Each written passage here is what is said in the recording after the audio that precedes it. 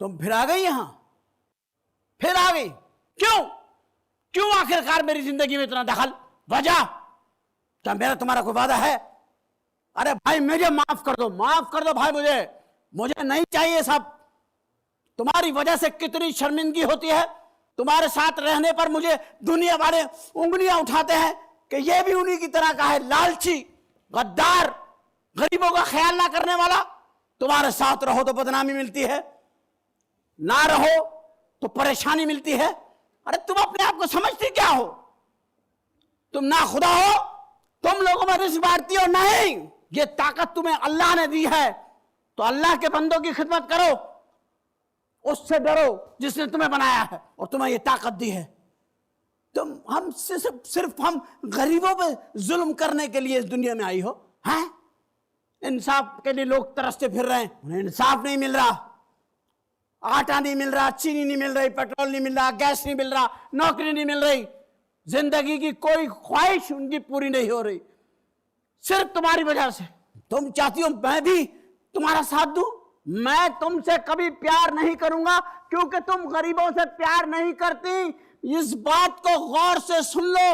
इख्तिदार की कुर्सी, इख्तिदार की कुर्सी, ये इख्तिदार की कुर्सी है, गरूर और तकब्बुर में डूबी हुई है, महंगी है। इसमें ऐसी क्या कशिश है कि जो इस पे बैठता है उठता ही नहीं बल्कि कई लोगों को उठवा देता है। गरीब तुम्हारी तरफ उम्मीद भरी नजरों से देखते हैं।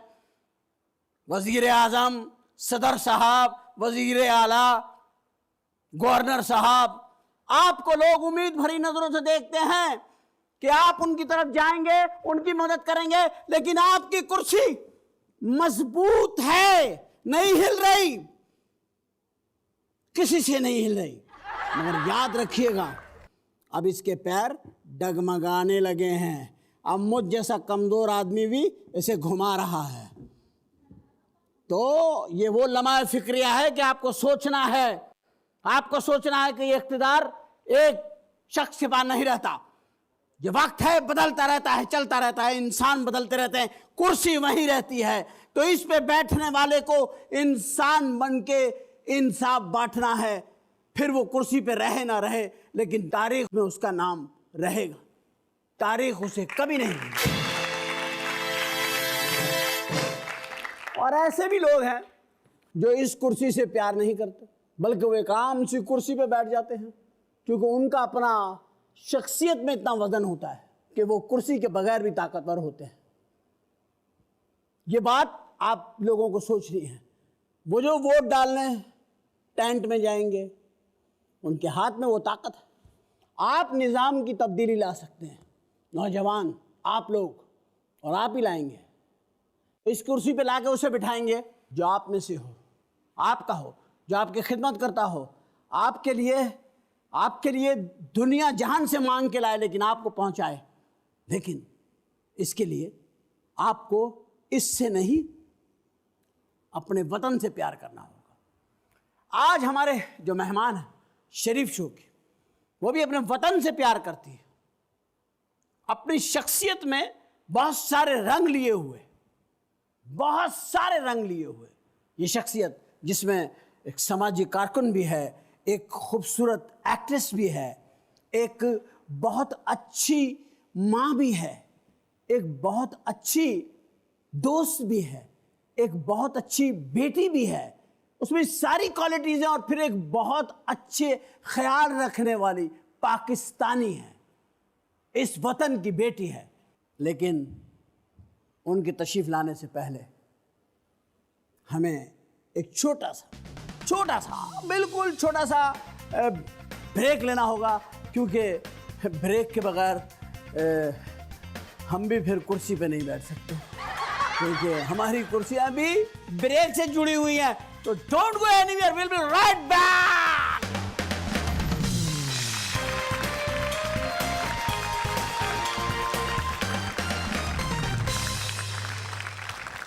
Welcome back after the break. Khwaja sahab, जब हम ब्रेक पे जा रहे थे तो हमने एक शख्सियत का आपके सामने एक पूरा खाका बनाया, उनकी पूरी शख्सियत उसमें आ गई जो हमने आपको बताया, और वो अब स्टूडियो में भी आ गई, तो उनको यहाँ बुलाना भी अब लाजिम है, उनके बारे में हम बता चुके हैं। और आप भी उन्हें मिलना चाहते हैं, देखना चाहते हैं, सुनना चाहते हैं, आप उनके ख्यालात जानना चाहते हैं। और आप अब मेरा अपना ज़ाती ख्याल है कि लोग हैं ना पॉलिटिक्स से इतना घबरा गए हैं कि अब लोग चाहते हैं कि ऐसे लोगों के साथ वक्त गुजरे जो इंटरटेनिंग हो, जो अच्छी बात करते हो, और वो बातें जो आम जिंदगी में होती हैं, और वो बातें ना करें जिसमें आखिर में झूठ निकले। तो ऐसे ही लोग शरीफ शो में आते हैं जो सच सच बातें हमारे सामने करके जाते हैं। ख़वातीन हज़रात, अब आपको इस्तकबाल करना है उस शख्सियत का जिनके बारे में मैंने इतना एक पूरा खाका बनाकर आपके सामने पेश किया है। जितनी प्यारी, जितनी खूबसूरत हमारी शख्सियत है, आपका इस्तकबाल भी उतना ही शानदार होगा, और ये शरीफ शो की परंपरा है। आपकी बहुत सारी तालियां तशरीफ लाएंगी अतीका ओडो।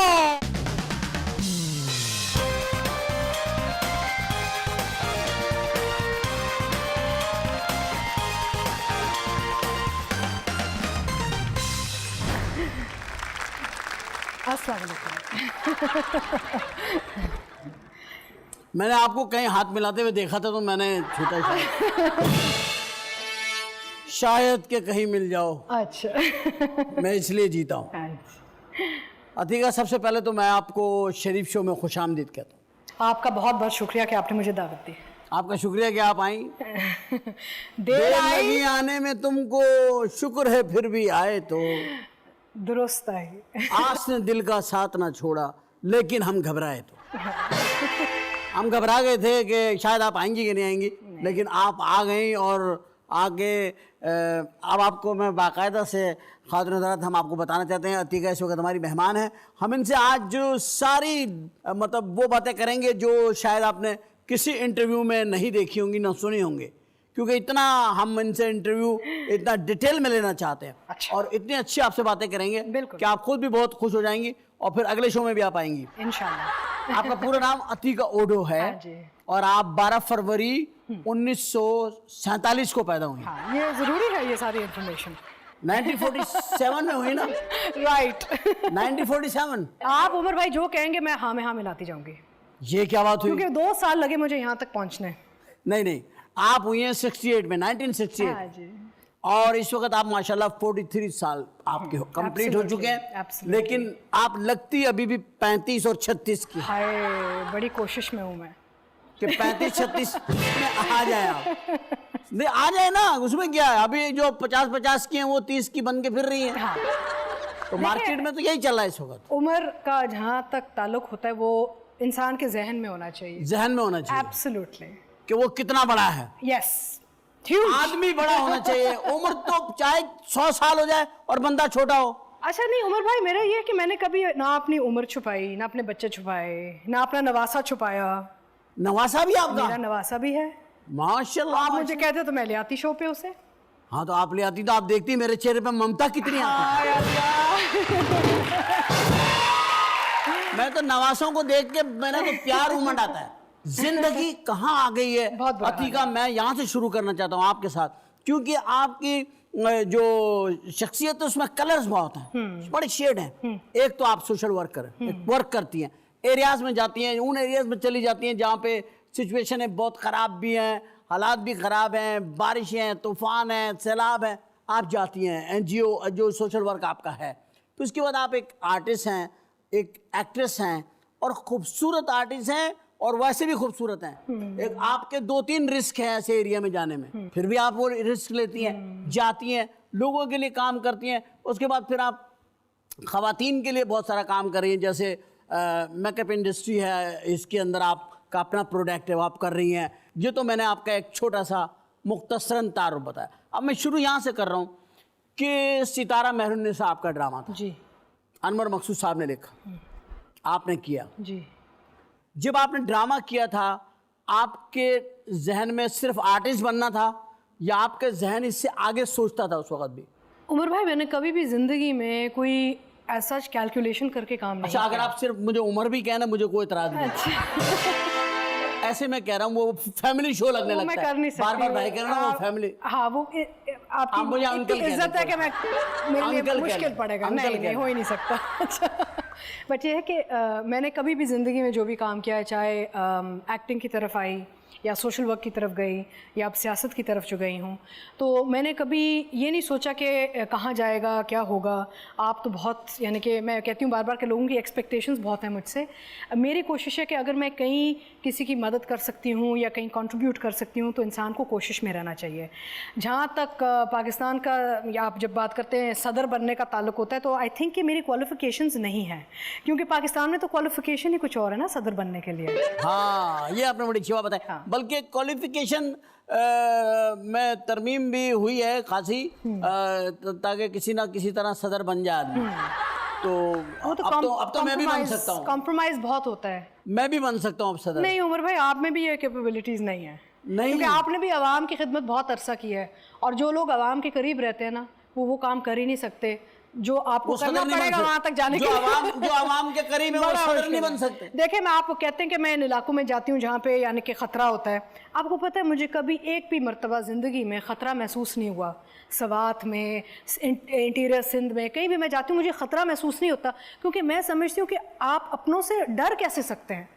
मुझे अपनों से डर नहीं लगता। और बहुत अच्छी बात है, बहुत अच्छी बात की है। आप अगर आपके जहन में हो ना, और यही बात आप बिलीव करें, मैंने एक बंदे से पूछी जो ये सर्कस के अंदर शेरों को हंटर मारता है, स्टूल पे बिठा देता, बबर शेरों को, तो मैंने उससे पूछा क्या बात है कि तुम्हें डर नहीं लगता? यार हम तो उसको देख के दूर से डर जाते हैं। वो कहने लगा भाईजान, हमारे जिस्म से रेजिज निकलती हैं, सही। और ये स्मेल करता है, और अगर हमारी फ्रेंडली रेजिज हैं तो ये इसको समझ आ जाती है कि मैं दोस्त हूँ। सही है। तो मुझे अपने ख्यालात वो रखने पड़ते हैं इसके लिए फ्रेंडली, ताकि वो रेजिज जो है ना इसको मैच करें, बिल्कुल, और इसको मुतमईन करें। तो आप जब उनको अपना समझती हैं तभी तो आपको डर नहीं लगता। नहीं, मुझे नहीं लगता। जिस दिन आप समझने लगेंगी ना कि ये मेरे गैर अपने लोग हैं, नहीं है, आपको डर लग जाएगा। और प्लस अगर आपने अपने लोगों के साथ ज्यादती की हो ना, फिर आप डरते हैं उनसे। लेकिन अतीका, ये कैसा वक्त आ गया है कि हम सब अपनी गलियों में भी डर रहे हैं यार। आज पता नहीं, हम अपनी गलियों में भी डर रहे हैं, अपने मोहल्ले के कोने में खड़े हुए डर रहे हैं, लेकिन लड़वाया जा रहा है लोगों को। डराया जा रहा है, डराया और लड़वाया जा रहा है, लड़वाया जा रहा है। यानी कि हिम्मत नहीं हारनी चाहिए ना हमें। हमने तो यहाँ रहना है, और जहाँ हमें भी वो भी वक्त याद है जहाँ पाकिस्तान कहीं और होता था, कि किसी और जगह पे खड़ा होता था। अब आप देखें इसका हाल, हमने उसको वापस लेके जाना है। We have to make it a progressive country. इंशाल्लाह हम पाकिस्तान को, इस वक्त मैं उम्मीद जो मेरी है वो यूथ से है, क्योंकि वो ही अब तब्दीली ला सकते हैं कोई बहुत बड़ी। बिल्कुल। वो और उन्हीं ये के जो हाथ में यंगस्टर्स हैं जो बैठे हुए हैं यहाँ पे, जो आपके कॉलेजेस में पढ़ रहे हैं, जो पढ़ भी नहीं रहे बेचारे, जो जैसे मैं लियारी के यंगस्टर्स की बात करती हूँ, लियारी का आप हाल देखें, जिनको उन्होंने गैंग्स में बनाया हुआ है। ये जो नौजवान नस्ल है, इनको बस समझ आ जाए ना इनकी ताकत क्या है, तो इनको इस्तेमाल कोई नहीं कर सकता, इनको इस्तेमाल किया जाता है। और ये अगर इनकी समझ आ जाए कि जी हमारा ही जो एक मुस्तकबिल है कॉम्प्रोमाइज़ हो जाता है जब ये हमें इस्तेमाल करते हैं बुरे कामों में, छोड़ दें करना ना, तो ये लोग कर नहीं सकेंगे जो कर रहे हैं इस मुल्क के साथ। जो लोग इन लोगों को इस्तेमाल करते हैं, इस्तेमाल कर रहे हैं, यूटिलाइजेशन जो हो रही है, जो गरीब को इस्तेमाल करते हैं, इस्तेमाल कर रहे हैं। अच्छा, ये इस्तेमाल इसलिए भी हो रहे हैं ज़रूरतन, बिल्कुल मजबूरी होती है, क्योंकि एक भूख है, गुर्बत बहुत बढ़ गई है, बिजली के बिल हैं, खाना है। बिल्कुल। मगर हमारे यहाँ सिस्टम के अंदर एक बहुत बड़ी खराबी है कि सिस्टम हमारा कभी बना ही नहीं है। आज तक हम बगैर सिस्टम के, हम वाहिद मेरा ख्याल है शायद मुल्क है जिसमें सिस्टम नहीं है। हर काम जोर जबरदस्ती पे या ताल्लुकात की बेस पे होता है।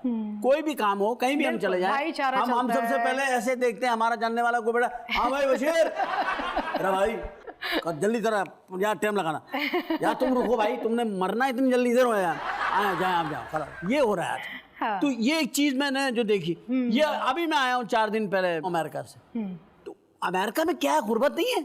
मैंने वहां रोटी मांगते हुए लोग देखे, बहुत स्त्री बेच रहा है एक आदमी खड़ा, एक दूसरे को पूछता भी नहीं है उमर भाई, कोई पूछने वाला नहीं। लोग एक दूसरे का ख्याल बड़ा रखते हैं। लेकिन यहाँ पे हमारे यहाँ कोई भूखा हो तो हम बिठा के रोटी खिला देंगे। बिल्कुल। वहाँ वो हाईवेज के ऊपर खड़े हुए हैं, मगर कोई पूछने वाला नहीं।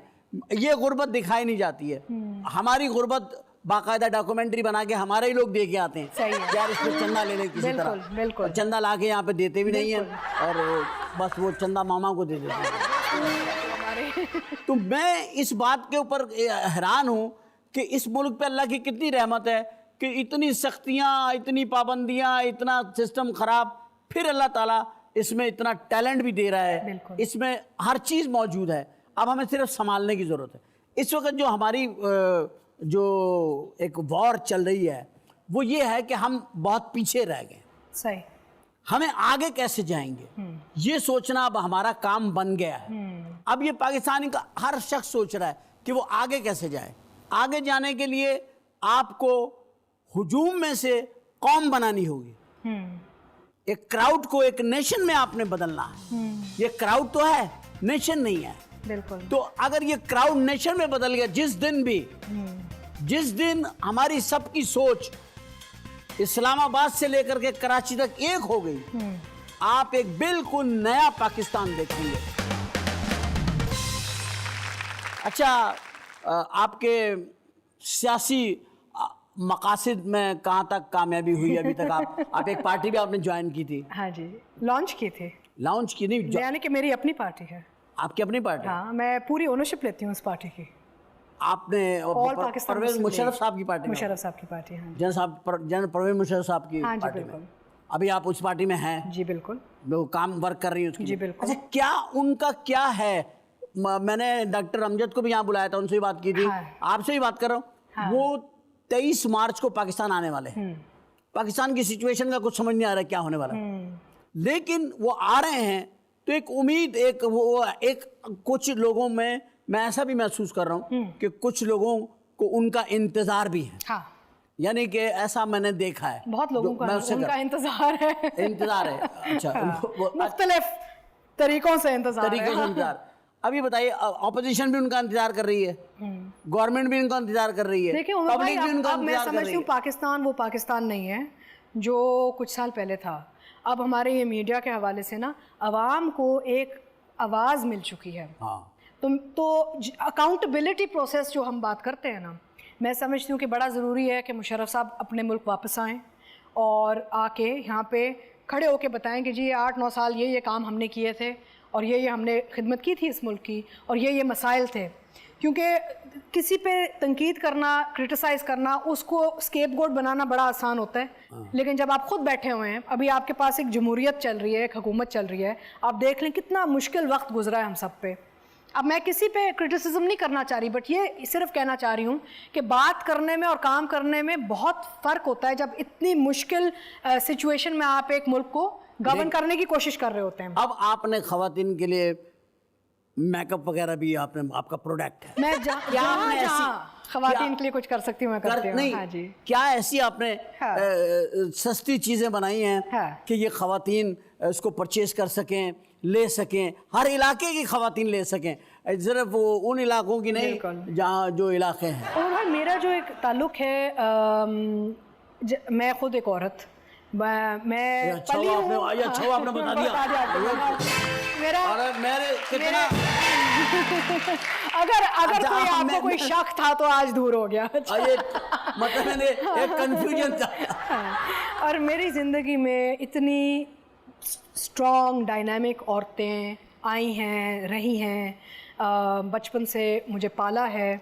और लोग अक्सर कहते हैं कि औरत ही औरत की दुश्मन होती है। I never understood this, because मेरी ज़िंदगी में हमेशा किसी औरत ने ही मुझे हिम्मत दी है कि आगे बढ़ो। और ये जब आप दूसरी औरत को देखते हैं कि वो हिम्मत कर रही है ना, तो आपका भी दिल चाहता है कि आप वहाँ तक जाएं। तो ये मैंने एक चीज़ बहुत छोटी उम्र पे सीख लिया। तो आज जब मेरे पास चैलेंजेस आते हैं, तो मुश्किल से मुश्किल जब वक्त आता है उमर भाई, मैं सिर्फ एक चीज़ अपने जहन में याद रखती हूँ, वो ये है कि अगर मैं हिम्मत हार गई तो उन औरतों का क्या होगा जो अभी ढूंढ रही हैं, किसी को देखना चाहती हैं कि कोई औरत है जो हिम्मत कर सकती है। कोई आइडियोलॉजी जो उनके अपने आइडियोलॉजी, रोल मॉडलिंग बड़ा जरूरी होता है। जहाँ पे जुल्म बहुत है, बहुत जरूरी है, औरत पे जुल्म बहुत है, हर लेवल पे, हर लेवल और जरूरी है। औरत इतनी मजलूम है, मर्दों को तो होना ही नहीं चाहिए। मर्द भी मजलूम है बेचारे, ऐसी कोई बात नहीं है। हमारे लोग मजलूम हैं, लेकिन औरत पे ज्यादा मुश्किल इसलिए होता है क्योंकि सोशली हमारे जो एक इन्वायरमेंट है, सोशल इन्वायरमेंट, ज़्यादा माचो सोसाइटी है। क्या मुश्किल है, मुझे बताएं तो सही क्या है? ख़वातीन का सिर्फ ये है कि वो चाहती हैं कि आप उनको मोहब्बत और इज़्ज़त की निगाह से देखें। सिर्फ सीरियसली मुझे जो भी कोई अगर दो यानी कि अच्छे बोल दे और इज़्ज़त से बात करे, मैं बड़ी तमीज़ से चलती रहूँगी उनके साथ। कोई मेरे साथ बदतमीज़ी करे या अगर वो कोई मुझे लगे कि कोई यानी कि गंदगी आ रही है मेरी ज़िंदगी में, तो मेरी बर्दाश्त बिल्कुल ख़त्म हो जाती है उस शख्स के साथ। फिर आप क्या करती हैं? बस बहुत गुस्सा चढ़ता है, मेरा गुस्सा बहुत है, गुस्से वाली हूँ मैं बहुत? हाँ, बहुत ज़्यादा। अब बड़ा कंट्रोल रखना पड़ता है उमर भाई, लेकिन ज्यादती पे गुस्सा आता है मुझे, जाती पे गुस्सा, गलत बात पे गुस्सा मेरे पे गुस्सा तो नहीं आ रहा अभी। नहीं उमर भाई, आप पे आ ही नहीं सकता। अच्छा, आ ही नहीं सकता, अल्लाह का शुक्र है, यानी मैं इस केस से बाहर क्योंकि हूँ। मैं जानती हूँ कि अंदर क्या है। अच्छा, आप ओहो, ये भी तो सलाहियत है आपके अंदर, आप अंदर तक देख लेती हैं। आप फंस गए। यानी मैं ख्वातीन हज़रात, हमने गलती से एक्सरे मशीन बुलवा ली है। बिल्कुल, एब्सोल्युटली। हमने बुलाना तो तीखा ऑडो को था, और वहाँ पे आ गई एक्सरे मशीन। एब्सोल्युटली। आप इतना अच्छा कर लेती हैं अपना सारा, कभी धोखा खाया आपने? धोखा भी खाया, जुल्म भी बर्दाश्त किया, जालिम भी देखे और तकलीफ़ भी देखी। और लेकिन ये है कि हम जैसे लोग उमर भाई जब तक ये चीज़ें देखते नहीं अपनी ज़िंदगी में, बर्दाश्त नहीं करते, उनको हम काउंटर नहीं करते, तो फिर हम भी ताकतवर नहीं बनते। आई थिंक कि ये जो चैलेंजेस आते हैं आपकी ज़िंदगी में, ये बहुत ज़रूरी होते हैं, क्योंकि इनकी वजह से हमें अंदर से अल्लाह ताला फिर हिम्मत देता है कि हम आगे लड़ाई लड़ सके दूसरे लोगों के लिए भी ना। अच्छा, आपको पता मैंने आपको पहली दफ़ा कहाँ देखा था? कहाँ? हॉलिडे इन में। अच्छा, क्या कौन सा साल? मासूमा लतीफ़ ने एक प्रोग्राम कराया था, जुनैद जमशेद को इंट्रोड्यूस किया था उस शो में उन्होंने। अच्छा, हॉलिडे इन में जो मैरिड बन गया। अच्छा, ओके, इसमें ओके, उसमें आप आई थी। अच्छा, मुझे तो याद नहीं, आपकी तो मेमोरी बड़ी अच्छी, मुझे तो बिल्कुल नहीं याद। तो आपको तो बिल्कुल नहीं याद। आपको ये तो याद है ना, आप शरीफ शो में आई हुई हैं। हाँ, ये तो है। तो ये जहन में रखिएगा। हाँ, ये याद है। तो वहाँ मैंने आपको देखा था। हाँ। तो मेरा जहन था कि आपको फिल्मों में जाना चाहिए, मतलब इतना अच्छा फेस आपका, बहुत प्यारा फेस था। तो मैंने कहा मुझे फिल्मों में, इनको फिल्मों में जाना चाहिए। इत्तेफाक से आप फिर फिल्मों में भी गई। हाँ, आपने फिल्में की, मेरे ख्याल है 3-4 फिल्में की आपने शायद। बिल्कुल। बड़ी सिलेक्ट, एक मम्मी फिल्म थी आपकी, एक जो डर गया वो मर गया, जो घर गया वो मर गया, और जो घर गया वो मर गया। ये बात बिल्कुल सही है वैसे, जो घर गया वो मर गया आजकल के जो घर गया वो मर गया। क्योंकि इतनी महंगाई है, जो घर गया अब बीवियां सारे खर्चे निकाल के रख देती हैं। लेकिन और भाई मुझे फिल्म में बड़ा मजा आया। कौन सी पिक्चर में? सारे में, मेरे फिल्म इंडस्ट्री में मजा आया। आप 3 फिल्में आपने कितने की, अच्छे अच्छे लोग हैं उमर भाई, कितने अच्छे लोग थे, और हमने क्या किया उस फिल्म इंडस्ट्री के साथ। किसने? मैंने नहीं, हम कह रही हैं, लोगों आपने ने, क्या किया? सबने। आप आपने तो खुद बड़ी फिल्में कोशिश करके आई की। हैं, आपने क्या किया उस फिल्म के साथ? हाय, लेकिन मुझे बड़ा दुख होता है, क्या करें, फिल्म को हमें दोबारा जगाना चाहिए। देखिए, हमें पता कैसे जोड़ सकते हैं, हम तो जोड़ ही नहीं सकते। हाँ। हर शो में मैंने ये कहा है कि भाई पाकिस्तान की कौन सी ऐसी हुकूमत आएगी जो कल्चर पॉलिसी बनाएगी कि जिसके अंदर इस काम से कोई मुल्क फायदा ले, जैसे इंडिया ले रहा है। इंशाल्लाह देखें, हमारी हुकूमत आएगी और हम बनाएंगे। आपकी हुकूमत आएगी, आप अहद कर रही हैं इस नहीं, बात का? पता है ज़रूरी है, क्योंकि हमारा जो एक ओवरऑल इमेज बनी हुई है दुनिया में, वो उसको देखें हमें ना, सॉफ्ट करना ये है। लोग भी तो रहते हैं यहाँ पे। आप देखें, आपके जो ये इतने खूबसूरत ज़हीन लोग हैं इस मुल्क में, नज़र क्यों नहीं आ रहे दुनिया में? क्या ये थोड़ी है कि जी हर शख्स यहाँ पे एक टेररिस्ट फिर रहा है पाकिस्तान में। हम बाहर की दुनिया में यही इमेज है। सबसे ज्यादा तकलीफ तो हमारे लोग गुजर रहे हैं ना तकलीफ से। अल्लाह माफ कर, मैं भी न्यूयॉर्क हमारी में था। कहानी भी तो कोई बताए उन्हें दुनिया को। मैं भी न्यूयॉर्क में था। हाँ। मैं जिस बिल्डिंग की लिफ्ट में मैं घुसा, उसमें ऑलरेडी 6-7 आदमी थे। मैं घुसा, वो बाहर आ गए। क्यों? हाँ, और मैं भी बाहर आ गया। अब वो मुझे देख रहे हैं, मैं उनको देख रहे हैं। वो कह रहे हैं, यू हैव एनी प्रॉब्लम? मैं कहा नो प्रॉब्लम। ओके। कहता देन गो। हाँ, मैं कहा व्हाट अबाउट यू पीपल? हाँ, मैं कहा we are another lift we will use this problem. वो कुछ जापानीज टाइप के लोग। अच्छा, ये मैं सोच अच्छा, रही मैं अंदर घुस गया। हाँ, फिर अंदर घुसा। हाँ। फिर मैं भी बाहर निकला। मैंने कहा पता नहीं मसला क्या है। हाँ। वो पता चला मेरे वजह से कि मैं पाकिस्तान से हूँ, तो वो मेरे ऊपर एक, यानी कि मैं लिफ्ट में भी मेरे साथ नहीं बैठ रहे हैं कोई। That's terrible. ये एक जो इंसल्ट आप वहां महसूस मुझे करते एक्चुअली उमर भाई ऑनेस्टली जो लोग कहते हैं तुम पागल हो जाती हो, तुम क्यों कोशिश कर रही हो, क्यों अपनी ज़िंदगी तुम रिस्क पे लगाती हो और मैं कहा क्यों मेरे बच्चे जो हैं, आपके बच्चे हमारे बच्चे, यानी कि फ़ख्र से अब सर नहीं उठा सकते उमर भाई। बिल्कुल। और ये एक बहुत तकलीफदेह बात है किसी भी माँ के लिए। और आप किसी भी माँ से पूछें पाकिस्तान में कि क्या वो नहीं चाहती कि वो उसके बच्चे फ़ख्र से सर उठा के कह सकें कि मैं पाकिस्तानी हूँ।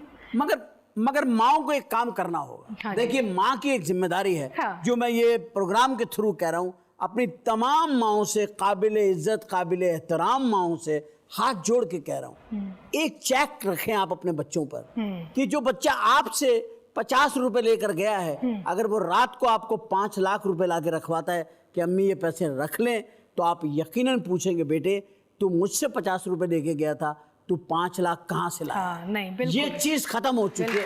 इसको सही रास्ते पे चलाएं, अपने बच्चों को सही रास्ता अपने दिखाएं बच्चे हमेशा। पे चेक रखे ना। देखिए, बिल्कुल, मैं अपनी बात बताता हूँ। मैं एक बार एक फंक्शन में गया, मेरे पास अच्छे कपड़े नहीं थे, मैंने अपने दोस्त से कहा यार मुझे कमीज दे दे, मैं शर्ट पहन लेता हूँ। उसने दे दी, उसकी शर्ट अच्छी थी, मैंने पहन ली। हाँ। और पहन के फंक्शन कर लिया। फिर हम घर आ गए पैदल चलते हुए। जब आ गए तो मैं अपने घर चला गया, ऊपर बिल्डिंग में, वो अपने घर चला गया। मैं सुबह ले लेंगे शर्ट का कपड़ा। मेरी अम्मी ने मुझे सोते में सुबह उठा के पूछा कि तुम किसकी कमीज पहन के आए हो? तुम तो कोई और कमीज पहन के गए थे। यानी अगर माँ बाप यहाँ तक बच्चे पर आ जाए ना, तो फिर ये बच्चे बिगड़ नहीं सकते। और तरबियत क्योंकि हमने पूछना छोड़ दिया है। और दूसरा एक और मसला होता है कि वालिदैन, माँ बाप दोनों ये करते हैं कि कभी शर्मिंदगी में, बच्चा जब छोटा होता है ना, तो बच्चे कोशिश करते हैं कि झूठ बोलने के लिए, वो चीज़ों से यानी बचने के लिए होमवर्क नहीं करना है, छोटे छोटे झूठ बोलते हैं। नहीं, हम झूठ बुलवाते हैं बच्चों से। हाँ, उस उम्र पे अगर आप मना कर दें ना, नहीं घंटी बजी, हम झूठ बुलवाते हैं। सॉरी मैं आपको नहीं, हम झूठ बुलवाते हैं। कैसे? घंटी बजी, टेम, हमें कहा बाहर बच्चा भागा हुआ गया। हाँ, बिल्कुल सिखाते हैं हम बच्चों को। अकरम चाचा आए, हाँ, कह दो मैं हैदराबाद गया हूँ। हाँ, पहला झूठ तो आप बच्चे से खुद बुलवाते हैं। बिल्कुल, तो वो सीख रहा है आपसे। वो सीख रहा है। अच्छा, मैं आपसे बातों का सिलसिला जारी है, आपसे गुफ्तगू जारी रहेगी, लेकिन तुम्हारा ये भाई हालात की जंजीरों में जकड़ा हुआ है। सही है, सबकी तरह मेरे हाथ में भी एक जंजीर है जो नजर नहीं आती। ये जादू की जंजीर है। ये उन लोगों ने मेरे हाथ में पहनाई है जो कमर्शियल चलवाते हैं। बिल्कुल, बड़ा ज़रूरी काम है ये। ख़वातीन हज़रात, हस्ब मामूल एक छोटा सा ब्रेक लेंगे, वापस आएंगे और फिर गुफ्तगू करेंगे अपने नए मेहमान और अतीका के साथ। बहुत सारे सब्जेक्ट हैं, अभी बहुत टाइम है। आप देखेंगे आज हमारी इनकी गुफ्तगू जब शुरू होगी तो हो सकता है हमारा कुछ झगड़ा वगड़ा भी हो जाए। माइंड मत कीजिएगा, डोंट गो एनीवेयर, कहीं जाइएगा मत, प्लीज कोशिश भी मत कीजिएगा। हालात बहुत खराब हैं। घर में बैठने का है, डरने का नहीं है, डराने का है। तो will be right back, don't go anywhere.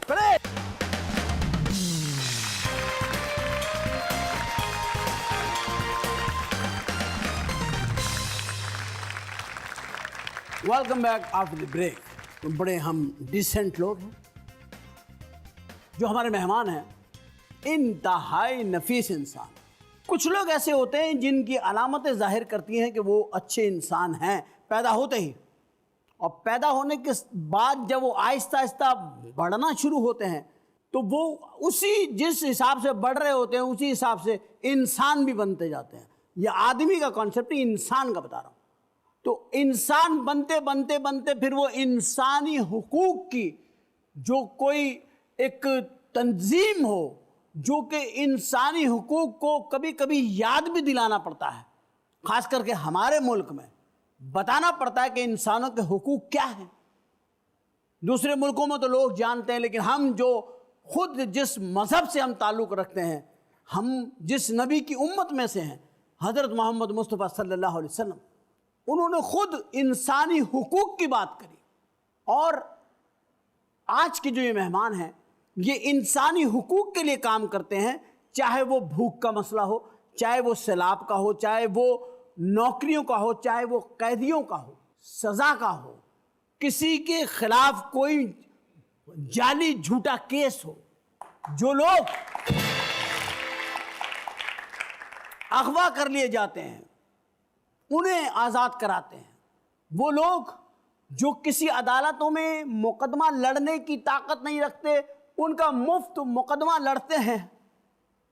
लेकिन इनके मकासद में कहीं भी कोई ओहदा, कोई मुकाम ऐसा जिसमें इस चीज़ का बदला हो, या कोई ऐसी जॉब, या सिर्फ एक एनजीओ।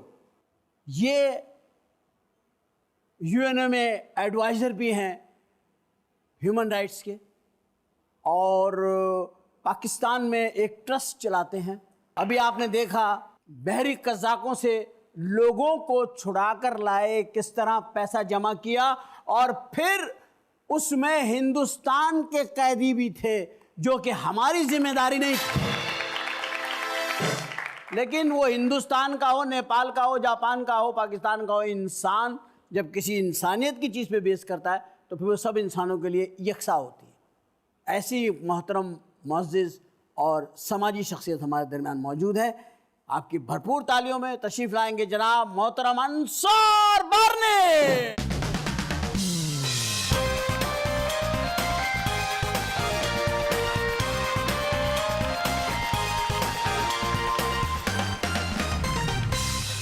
Objection my lord. मेरा और अतीका का ऑब्जेक्शन हो नहीं सकता। ऑब्जेक्शन। मेरा और अतीका का ऑब्जेक्शन हो नहीं सकता। Please let me finish. Okay, go ahead. Sir, जब ये तशरीफ लाई, मैंने इनसे शेक हैंड करने के लिए एज ए होस्ट हाथ बढ़ाया। इन्होंने बड़ी सफाई से हाथ अपने वहां बैठ गई। लेकिन जब आप आए, please let me finish sir. अपने रिश्ते हैं। माय लॉर्ड, गरीबों की सुन लें।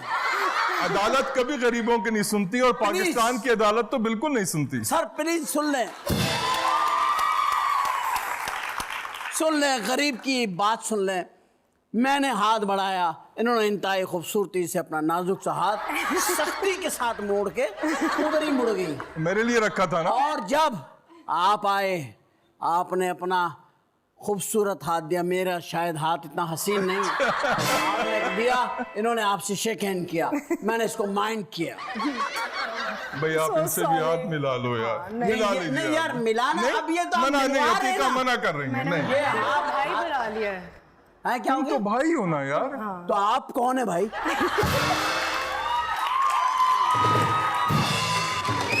Excuse me sir, let me clear. कौन है आपस में आप लोग गुफ्तगू जरा करें, मैं आई विल बी द बायस्टैंडर। नहीं तो गुफ्तगू तो आप ही बन गई ना बीच में। नहीं, वो हमारी गुफ्तगू का मरकज़। अतीका ने कहा इसको राज में रखना है, इसको ओपन नहीं करना है, वरना अदालत हमारे यहाँ फौरी नोटिस ले लेती है। और गरीबों के लिए लेती है, कमसिन और जो मजबूर लोग हैं उनके लिए लेती है। उनके लिए लेती है।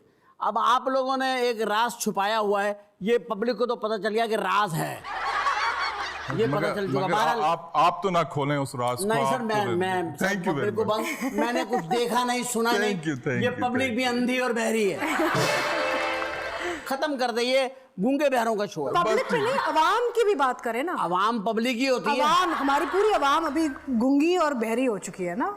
नहीं, जागे गए, जागे हुए लोग हैं। अगर जागे हुए हैं तो इन्हें सड़कों पे आ जाना चाहिए। अगर ये जागे हुए हैं तो मुल्क उस नहज पे जा रहा है जहां इन्हें अब सड़कों पे आ जाना चाहिए, इससे पहले कि बहुत देर हो जाए। आपके तो भाईजान ताल्लुकात हैं और हर किस्म के आपके वीज़े लगे हुए हैं। मेरा तो वीज़ा भी जाना होता वहीं का लगता है। अच्छा। और ये बातें करके आप तो चले जाओगे किसी सकाफती दौरे पे, हैं? बाद में मैं हूँगा और पाकिस्तान का कानून होगा। अरे ये कभी नहीं छोड़ के जाएंगे। अच्छा, अपना मुल्क, अपना वतन मुझे अपनी जान से ज्यादा प्यारा है। बहरहाल, जिस अंसार बरनी को मैंने बुलाया है, वो अंसार बरनी जिसके बारे में मैंने अभी बात की है, अंसार बरनी साहब इस वक्त पाकिस्तान एक बड़े मुश्किल वक्त में है। मेरी अपनी नज़र में कुछ लोग ऐसे हैं पाकिस्तान में जिनको अब अमली तौर पर जो है ना पाकिस्तान को बचाने के लिए आगे बढ़ना चाहिए और खुल के बोलना चाहिए। उनमें से एक आप भी हैं। अब आप क्या कहना चाहते हैं? आपका समय शुरू होता है अब। देखिए, मैं ज़ाती तौर पे समझता हूँ कि ये वतन, ये मिट्टी, ये मुल्क मेरी माँ है, और मैं ये समझता हूँ कि मेरे खून का कतरा कतरा इस मिट्टी के ज़र्रे ज़र्रे का मक़रूज़ है। मैं दुआ करता हूँ कि काश अल्लाह तबारक व तआला मुझे वो वक्त अता करे कि मैं इस मिट्टी के कर्ज को लौटा सकूं। और जिस दिन मैं इस मिट्टी के कर्ज को लौटा दूंगा, मैं फख्र महसूस करूंगा कि मैं इस मिट्टी की औलाद हूं। और आज जो लोग इस मिट्टी को तोड़ने पे लगे हुए हैं, आज जो लोग इस मुल्क को बेचने पे लगे हुए हैं, आज वो लोग जो इस मुल्क को नुकसान पहुंचाने पे लगे हुए हैं, वो लोग जो दूसरी अफवाज को पाकिस्तान की अफवाज के खिलाफ उकसाने पे लगे हुए हैं, मैं उनको आपके शो के जरिए वार्न करना चाहता हूं, उनको मैं आगाह करना चाहता हूं कि इस मिट्टी का हर बच्चा बच्चा अंसार बननी है और हर बच्चा बच्चा इस मिट्टी पे अपना खून बहाना फख्र महसूस करता है। इस मिट्टी का हर बच्चा अंसार बननी है और खून बहाना इस मिट्टी के लिए अपना फख्र और महसूस इस करता है। वतन की हर बेटी अतीका ओडो है। यस। और इस वतन का उमर हर- शरीफ है। उमर शरीफ है। Yes, very good. तो ये हमारी केमिस्ट्री तो 3 बंदों की तो मैच हो गई है। हम 3 निकलेंगे, पूरी दुनिया निकल पड़ेगी इंशाअल्लाह ताला। और देखिए पता क्या, ये एक ऐसा वक्त है, मुश्किल वक्त है। हम असल में बम हमारे पास है, एटम बम, और डरे हुए भी हम हैं। उसकी वजह है कि हम बम मुनाफिक छुपाते हैं। फिर रहे हैं। तो घर की चादर डाल दी, नहीं हमारे पास नहीं है। तो भाई खुदा का वास्ते कुछ थोड़ा सा बम का भरम तो रखो। मैंने परवेज मुशर्रफ साहब से पूछा था, सर ये टाइम पे चल जाएगा जो हमने बनाया है? उन्होंने क्या कहा? उन्होंने कहा वो बहादुर आदमी है, बड़े वो फौजी आदमी है, कमांडो आदमी। उन्होंने कहा चलेगा, बहुत चलेगा और सबसे पहले चलेगा। लेकिन अगर आज के दौर में लोड शेडिंग हुई तो क्या उस दिन भी चल जाएगा?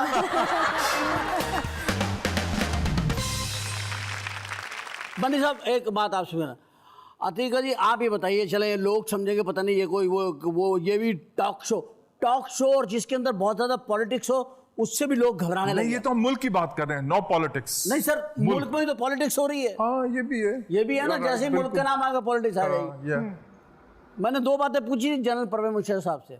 एक ये पूछा था कि जी शौकत अजीज साहब की आपको बशारत हुई थी ख्वाब में कि इनको वजीर आजम बनाए आप, इनसे बेहतर कोई आदमी नहीं था, सारी गड़बड़ वो करके चलेगा, कब भुगतते फिर रहे हैं। ऐसा मेरे सुनने में आ रहा है, मेरी कोई पॉलिसी, मैं तो मतलब ना समझ सा आदमी। अतीका, आप फिल्मों में, टीवी में काम किया, आप अपनी एक्टिंग से लोगों को मुतासिर किया, ब्यूटी से किया, अल्लाह ने आपको जो भी अता किया आपने उससे कौम की खिदमत करी है। और अब आप NGOs करती हैं, बहुत सारे काम कर रही हैं, पॉलिटिक्स में आ गए हैं। जनाब परवेज मुशर्रफ साहब की पार्टी में आप हैं। आप वो 23 मार्च का मुझे उन्होंने इंटरव्यू में कहा कि मैं 23 मार्च को आएंगे इंशाल्लाह। आप क्या देख रही 23 मार्च के बाद, क्या देख रही हैं तब्दीली पाकिस्तान में 23 मार्च के बाद? इधर और पार्टियां भी बिल्कुल तैयार, एक तूफान की शक्ल में जो है ना वो निकले हुए हैं लोग। तो आप क्या समझती हैं क्या बनेगा? मैं समझती हूँ उनको ज़रूर वापस आना चाहिए, और वो क्यों ना वापस आएँ, उनका मुल्क है, उनकी मर्ज़ी है, ही मस्ट कम बैक। यहाँ पे एक अकाउंटेबिलिटी प्रोसेस, क्योंकि हम कह रहे हैं ना कि हम एक दौर से गुजर रहे हैं, चाहे आप उसको जमहूरियत कहें, करेक्शन कहें, अकाउंटेबिलिटी, जो भी आप कहना चाहें। I think he must come back and go through a due process. And due process यानी कि ये सियासत तो एक लेवल पे ठीक होती है, लेकिन जब आप एक सिस्टम के ख़िलाफ़ काम करें ना, तो फिर क्या होता है, गरीब आवाम जो ना वो भुगतती है उन मसाइल को। सही। He should come back and go through due process, ताकि जिन लोगों ने, जब लोग कहते हैं ना सिर्फ परवेज मुशर्रफ बहुत बुरे थे, तो 8-9 साल जिन लोगों ने उनके साथ काम किया, उनका साथ दिया, वो लोग आज इधर बैठे हुए हैं, आज अभी भी हुकूमत में बैठे हुए हैं। तो सबको फिर अकाउंटेबिलिटी प्रोसेस के थ्रू जाना चाहिए और सच सामने निकलना चाहिए। बिल्कुल आना चाहिए। आई थिंक अवाम अभी कौम को सच की ज़रूरत है, ईमानदारी की ज़रूरत है, और ऐसे लोगों की ज़रूरत है जो आके पेश करें अपने आप को, कहें मैं आ गया हूँ, इधर खड़ा हूँ, ये मसला था, ये हमारे हाल थे, आज हम इधर हैं। और आप अगर आके करेंगे तो आपके साथ कौम ज़रूर खड़ी होगी, क्योंकि उनको पता है सच और झूठ और अच्छे और बुरे के बीच में हमारी आवाम को फ़र्क पता है। एक बनी साहब, सियासी तज्जिया निगारी भी आपकी शख्सियत में ज़ाहिर है, आप एक गहरी नज़र रखते हैं, और क्योंकि प्रॉब्लम से जुड़े हुए हैं आप लोगों के, आप इतनी दूर ममालिक में जा कर के बहरी कज़ाकों से पाकिस्तानियों को निकाल के लाए हैं, तो क्या आप पाकिस्तान की ये जो कश्ती, ये जो फंस रही है, भंवर में आ रही है, जा रही है, कभी यूं कभी यूं, और इसको लहरें जो है ना उछाल रही हैं, कभी नीचे कभी ऊपर। ऐसे सिस्टम में आप उन लोगों की जिनके साथ आपका कोई नाता नहीं है इंसानियत के अलावा, जबकि आप इस ज़मीन पे धरती की, मट्टी की और लहू की बात करते हैं, तो आप यहाँ पे ये स्टेप क्यों नहीं लेते हैं कि भाई मैं यहाँ खड़ा हूँ? अब उमर बहुत हम खूबसूरत वो चीज़ आपसे एक्सपेक्ट करते हैं लोग। बहुत खूबसूरत बात की है, लेकिन चूंकि मेरा सियासत से कोई ताल्लुक नहीं है, सियासत क्योंकि मैं 30 साल से सिर्फ इंसानी हुकूक के लिए काम कर रहा हूँ, और बहरहाल इन सियासत जो है, आई एम सॉरी, हाँ। ये इंसानी हुकूक की तो वायलेशन हो रही है। यकीनन। और जो इस वक्त इंसानी हुकूक की सूरत हाल है, मैं समझता हूँ कि बरसहा बरस में मैंने पाकिस्तान में ऐसी सूरत हाल कभी मेरे देखने में नहीं आई। जो इस वक्त सूरत हाल है, मेरे ख्याल है कि जितनी मुनाफकत आज है कभी नहीं हुई पाकिस्तान के अंदर।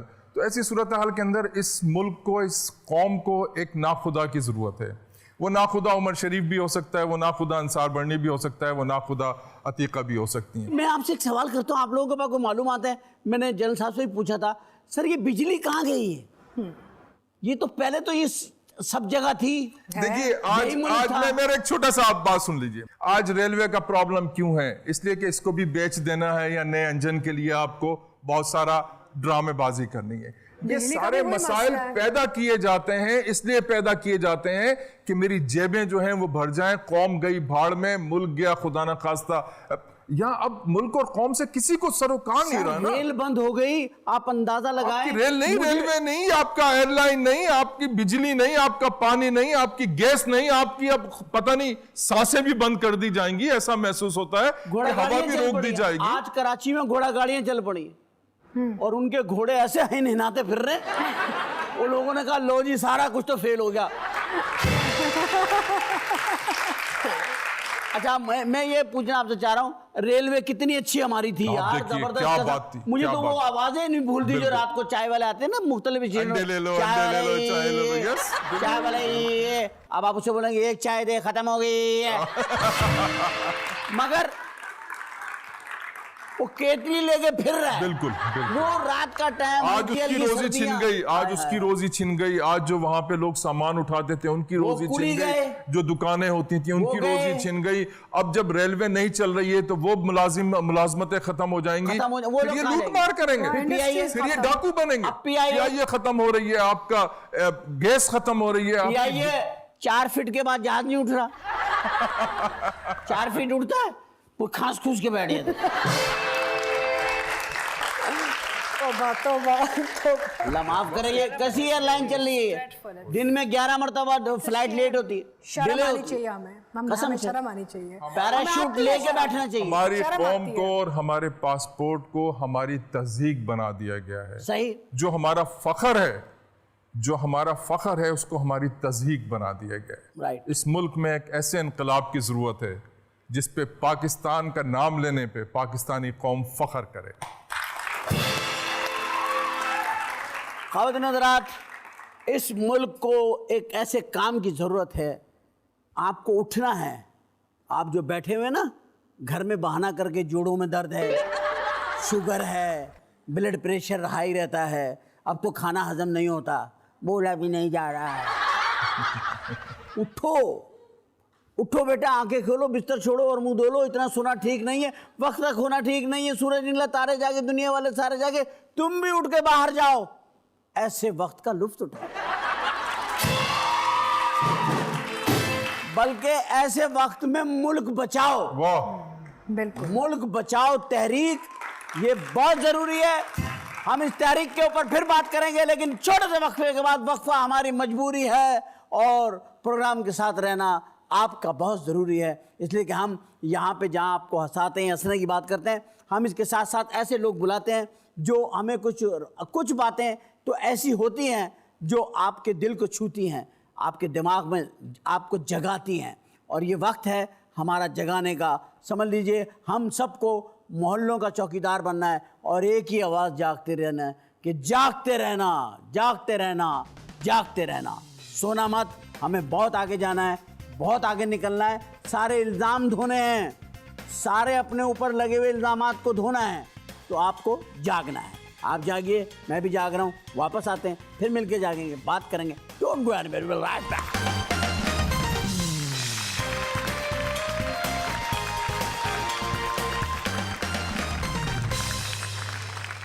वेलकम बैक आफ्टर ब्रेक पे जब हम गए थे तो हम यहाँ छोड़ के गए थे कि बहुत कुछ हमें करना है, जागना है। तो जागो और जगाओ और एक दूसरे के साथ मिलकर कदम आगे से आगे बढ़ाओ। ये हमारा आज की लाइन है कि हमें ये काम तो करना ही है, अब ये वक्त है। अब हम करते हैं बात जनाब मोहतरम अंसार बरनी साहब से। आप कराची में पैदा हो? इत्तेफाक से। ओह, ये बड़े खतरनाक सवाल है बाय द वे। सर आप कराची में पैदा हुए? हाँ। बिल्कुल कराची पैदा हुए। और पैदा हुए हैं आप 14 अगस्त को। अल्हम्दुलिल्लाह, I am proud to be a Muslim, I am proud to be a pure Pakistani. 14 अगस्त को पैदा हुए हैं, कराची में पैदा हुए हैं और स्टार आपका है लियो, शेर। और साल नहीं बताया? मैं साल ये बता देखो देता यार, ये फिर ये मेरा साल बताया ना? 1976। क्या मतलब है? आप शर्मा रहे हैं? अच्छा। नहीं 1976। अच्छा। मुझे पता है, हाँ। मेरे हाथों में बूढ़े हुए हैं। मुझे तो पता है। अच्छा, अतीका से कितना छोटा हूँ ये बता दो, ये बता दो। किससे? अतीका से? अतीका से आप 10 साल छोटे हैं। और फिर ठीक है, फिर ठीक है। लेकिन लग रहे दोनों आप एक जैसे हैं। मैं बरनी साहब की एक बात को ज़रा सा आगे लेके जाना चाह रहा था कि इनकी जो बातें मुझे अच्छी लगती हैं वो ये हैं कि इनको भी बहुत सारे ऑफर्स हैं। इनको भी बहुत सारे दौर में बहुत सारी कमज़ोर गवर्नमेंट ने इन्हें भी एक कार्ड के तौर पे इस्तेमाल करना चाहा। लालच देखिए। एक नहीं, लालच नहीं, एक फेसिंग होती है ना फ्रंट लाइन की, वो फ्रंट लाइन में इनको लाना चाह होगा। लेकिन मेरा अपना ख्याल है कि ये क्योंकि खिदमत खल्क से ही वाबस्ता रहना चाहते हैं, ये चाहते हैं कि मैं खिदमत करूं इंसानों की। वरना देखिए ना, अब तक आप कितने इंसान कैद से रिहा करा चुके? 8 लाख से ज्यादा अल्हम्दुलिल्लाह। 8 लाख आपने कराए हैं। 8 लाख बंदा कैद से रिहा कराया दुनिया भाई। भर से। ये 18 करोड़ भी करा दो अल्लाह के वास्ते। हाजिर। आपने रोमांस किया शुरू में, स्टार्ट में जब आप अभी लड़के शुरू हुआ टाइप है, के, लड़के टाइप। अभी शुरू किया है। उधर क्यों देख रहे यार हैं? मैं ये सोफे में आग लगा दूंगा। यानी सोफा हमारा, लाइट है हमारी, कैमरे रोमांस हमारा। हमारे, लव आपका, ये तो अच्छा लव है। स्पॉट बना दिया आपने। अच्छा है, जो भी बैठेगा उसको मोहब्बत का एहसास होगा। इस सोफे पे आप ऐसा जरासीम छोड़ के जाएंगे। मतलब मोहब्बत फैलाने वाले लोग हैं ना। हाँ, मोहब्बत इतनी भी ना फैलाएं कि वो चले कम जरासीम कर बन देते हैं, कम कर देते हैं। सर थोड़ा कम कर, कम कर दी, चल कम कर ले। करती। आप काम पे ज्यादा तवज्जो। कर दी। मेरा मतलब है 18 करोड़ लोग आपको नजर नहीं आते, 8 लाख छुड़वा लिया आपने जेल में से। चले आज अहद करें, आइए हम इस कौम से भी एक अहद लें आले कि अहद कर लें कि हम पाकिस्तानी बन जाएं और इस कौम को हर मुश्किल से आज़ादी दिलाने के लिए अब उठ खड़े हों।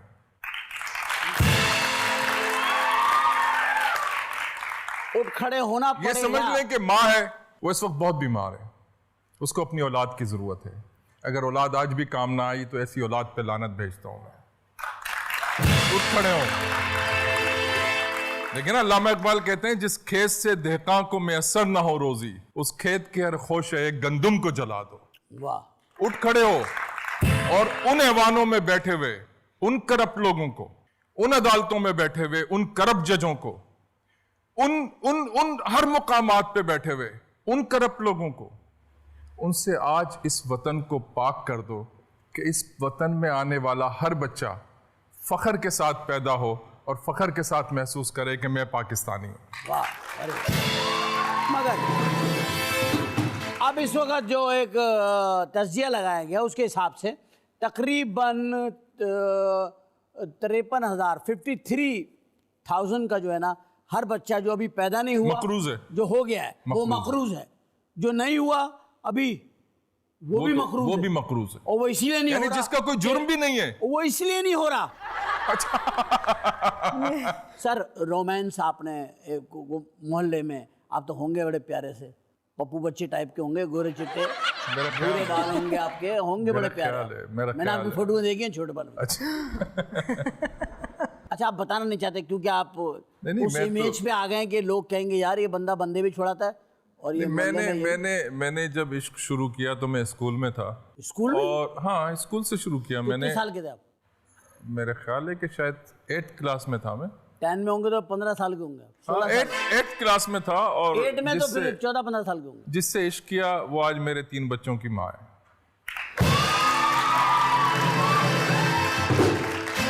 ये तो कंप्लीट सेटअप था।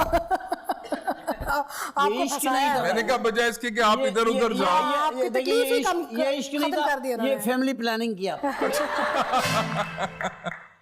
यानी यहाँ भी एक जो है, एक आपने जो है ना एक रास्ता रखा के अच्छा उमर भाई, अपने बारे में तो बताइए आप। तो मैं तो होस्ट हूँ। नहीं नहीं, कोई बात नहीं, मैं जानना चाहती हूँ क्या कि इश्क किया, दिल टूटा कभी, आपने शादी की, तुमने बच्चे तोड़ा हैं। नहीं, अभी हाथ नहीं मिलाया। मैं अभी आपके बारे टूटा? में जानना चाहती उमर, हूँ ना। अभी टूटा? हमारे बारे में तो लोग जानते हैं। आप बताएं। आपका क्या ख्याल है? मैं जानना चाहती मैं हूँ। आज ही बंगाल से आया हूँ। नहीं, मैं सीधा नजरों में मिला के, हमारे बारे में जानते हैं। नजरें मिला के आज आप मुझे अपनी कहानी सुनाएं। नहीं, आपने एक लफ्ज कहा, उसको मैं नहीं। जरा थोड़ा सा सही कर दूं। सही है। आपने कहा हमारे बारे में तो लोग जानते हैं। मतलब हमारे नहीं, पूछते रहते हैं ना, उमर, आप तो जवाब उमर, देते रहते हैं। आपने पूरी बात नहीं सुनी। नहीं, ये गोलमोल कर देते हैं। नहीं, आप पता क्या कर रहे हैं? आपने एक लफ्ज कहा ना, तो उसको मैं जरा सा सही कर दूं, आइंदा भी काम आएगा आपको। हाँ। आपने कहा लोग हमारे बारे में तो जानते हैं। हाँ, क्योंकि हम बोल मेरे देते बारे हैं, में बता पूरी देते दुनिया हैं। जानती है। नहीं उमर भाई, मैं तो नहीं जानती। आप नहीं जानती ना? मुझे बताएं आप ना। अच्छा, आप क्या अब्दुल करीम के शो नहीं, में आए? मैं जानना चाहती हूँ। मैं जानना चाहती हूँ आपकी रोमांस की हिस्ट्री क्या है। कहेंगे? आपके रोमांस की हिस्ट्री जानना चाहती हूँ मैं। रोमांटिक हुई नहीं। चलो। नहीं उमर इंसानों से, मुझे उमर खूबसूरत इंसानों औरतें से, बुरी लगती हैं। उमर एक इंसानों बात से और बता प्यार दूं, करते हैं। मुझे खूबसूरत औरतें बहुत बुरी लगती हैं। यार ये तो फिर तुम तो चलो। क्योंकि वो हासिल नहीं होती। मेरे किसी काम की नहीं है, बुरी है वो। ये तो ज्यादती मुझे की है बदशक्ल भाई। औरतों से प्यार है। मैं ढूंढ के बदशक्ल औरतों को देखता हूँ, क्योंकि उन्हें कौन देखेगा? मगर उमर भाई, आपको तो सब देखते हैं, भाई जमाना उमर, देख रहा है आपको। एक जमाने से लोग आपको देख रहे हैं। आपके बराबर में एक शख्स बैठा हुआ खिदमत खल्क, 8 लाख कैदी छुड़ाएं, और मुझे लग रहा है ये खुद कैद हो जाएंगे। अच्छा मगर इसमें एक वजाहत कर दूं जी सर। कि इंसानों में कोई बदशक्ल नहीं होता। नहीं सर, देखिए बात सुनो, इन्होंने कहा, मैंने एक ब्यूटी की बात करी, इनके ऊपर की है। अच्छा, इन पे क्योंकि की थी ये वो? ब्यूटी, इनकी यार, ब्यूटी ये तो है तो- ना। अच्छा। ऐसे तो नहीं ना वो अतीका ओडे हैं यार, आप क्या बात कर रहे तो मैंने अभी तक नहीं देखा। हैं? अतीका ओडो हैं भाई, आप क्या अच्छा। समझ के बैठे हैं? जमीला के साथ बैठे हुए हैं? मैं यही समझ रहा था। क्या हो गया प्यारे भाई? वाकई? अतीका है, अतीका ओडो। अच्छा। सलमा सितारा, पहला मेहरून निसा ड्रामा अनवर मकसूद भाई का। अब इनकी सीरियलें देखें, इनके फिल्में देखें, ये बाकायदा हसीन औरत हैं, मगर मुझे हसीन औरतें बुरी लगती हैं। ये तो मुझे अच्छी नहीं लगती, अच्छा। क्योंकि ये मतलब हुस्न जो है ना खतरनाक है, इससे बच्चे जितना बच सकते हैं। आज से ट्राई करूंगा। बेअती का लड़ाई। हाँ ये देखें, अब ये आप तो लोगों कुछ की लड़ाई हुई? गड़बड़ कर दी उन्होंने। अल्लाह तेरा एहसान है। अतीका जी, आपका जो भी मुझसे बातचीत में कोई बेअदबी गुस्ताखी हो गई हो, नहीं, बिल्कुल बरनी साहब आपकी कोई शान में गुस्ताखी हो गई हो, लेकिन मैं आप दोनों की बहुत इज़्ज़त करता हूँ, क्योंकि हम उन्हीं को यहाँ बुलाते हैं जिनको हम देखते हैं कि ये शरीफ लोग हैं और ये शरीफ शो है। और आपके जो काम मैं देखता रहता हूँ, और ये एक हकीकत बात है कि इज़्ज़त दिल में होती है, इंसान की आंख में, उसके दिमाग में होती है, और वो आप दोनों के लिए मेरी तीनों जगहों पे बहुत इज्जत है। अल्लाह आपको सलामत रखे। आप पाकिस्तान की आन बान शान है, और इसी तरह खिदमत करते रहिए, और पाकिस्तान के अवाम की दुआएं लेती रहिए। ओहदे लेना कोई बड़ी बात नहीं है, दुआ लेना बहुत बड़ी बात है। इसी के साथ आपकी आमद का बहुत बहुत शुक्रिया।